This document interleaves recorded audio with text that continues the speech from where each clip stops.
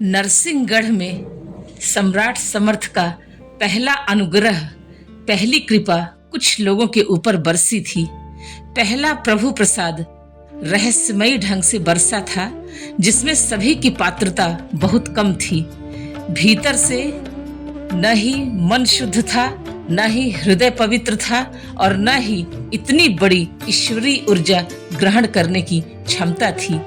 ईर्ष्या, द्वेष, जलन, घृणा, विकार, अहंकार और निगेटिविटी सब कुछ कूट कूट कर भरा हुआ था और वो सब कुछ बाहर निकल गया। और जब ये प्रभु कृपा बरसी तो कोई भी संवेदनशील होकर उस प्रभु प्रसाद को ग्रहण नहीं कर पाया। उसकी पहले से कोई तैयारी नहीं थी और न ही कोई संवेदनशीलता थी और न ही प्रभु प्रसाद ग्रहण करने की क्षमता किसी के अंदर थी।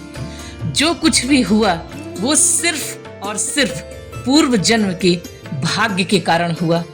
पूर्व जन्म के पुण्य कर्मों के कारण इतनी बड़ी ईश्वरीय ऊर्जा प्राप्त हुई और कोई कारण नहीं था जिसने इतनी बड़ी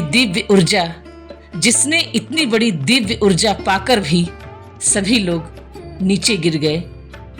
यही कारण था कि इतनी बड़ी दिव्य ऊर्जा पाकर भी नीचे गिर गए और इतने बड़े प्रभु प्रसाद को कोई भी संभाल नहीं पाया और भीतर का सारा कचरा, सारी गंदगी बाहर दिखने लगी। और जिस तपस्वी के माध्यम से ये प्रभु कृपा बरसी है उसको बहुत पीड़ा होती है, क्योंकि तुम्हारी निगेटिविटी और तुम्हारा अहंकार, ईर्ष्या, जलन, द्वेष, विकार ये सब उस तपस्वी को छूता है और उसको बहुत चोट पहुंचाता है। तुम्हारी नकारात्मकता, तुम्हारी निगेटिविटी उस तपस्वी के हृदय को चोट पहुंचाती है, क्योंकि वो तपस्वी बहुत ही ज्यादा संवेदनशील होता है। तुमसे बहती हुई हवा भी अगर निगेटिव है तो भी उस तपस्वी को भीतर से चोट पहुंचाती है।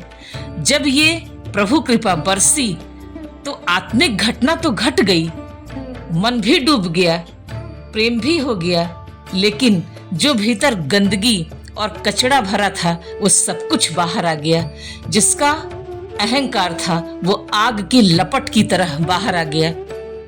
जैसे मैं बहुत खास हूँ, मुझे दिव्य अनुभव हुआ है, मैं सबसे अलग हूँ, मेरी भक्ति सबसे अलग है, मेरी भक्ति जैसे किसी की भक्ति हो ही नहीं सकती, मेरे जैसा प्रेम कोई कर ही नहीं सकता, मेरी ही घटना सबसे बड़ी है और मैं ही सबसे अलग हूँ, मेरे साथ अद्भुत हुआ है और मुझे कोई भी नहीं समझ सकता है, मेरी अनुभूति सबसे ऊंची है, मेरे जैसा कोई महान नहीं है।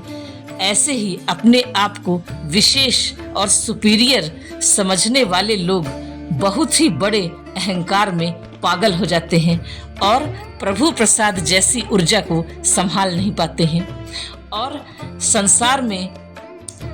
संसार में और भी ज्यादा बुरी स्थिति में पहुंच जाते हैं, जो निगेटिव हो जाते हैं और भी अहंकारी हो जाते हैं और उनका मानसिक स्तर गिर जाता है। उनको वो दिव्य ऊर्जा अपने आप ही छोड़ देती है, क्योंकि ये ऊर्जा का नियम है कि अगर तुम निर्मल या शुद्ध मन के नहीं हो तो वो दिव्य ऊर्जा पूरी तरह से तुम्हारे पास से चली जाएगी, क्योंकि दिव्य ऊर्जा बहुत ही नाजुक और संवेदनशील होती है। एक तपस्वी को, एक संबुद्ध चेतना को आपका इतना कठोर व्यवहार बहुत चोट पहुंचाता है और तुम्हारी निगेटिविटी के कारण वो तपस्वी कई बार बीमार हो जाता है। जिन सब के ऊपर प्रभु कृपा बरसी थी उन सब का अहंकार भयंकर रूप लेकर उस तपस्वी के विरुद्ध खड़ा हो जाता है और ये पता भी नहीं चलता है कि सब लोग कब उस तपस्वी के विरोध में खड़े हो गए।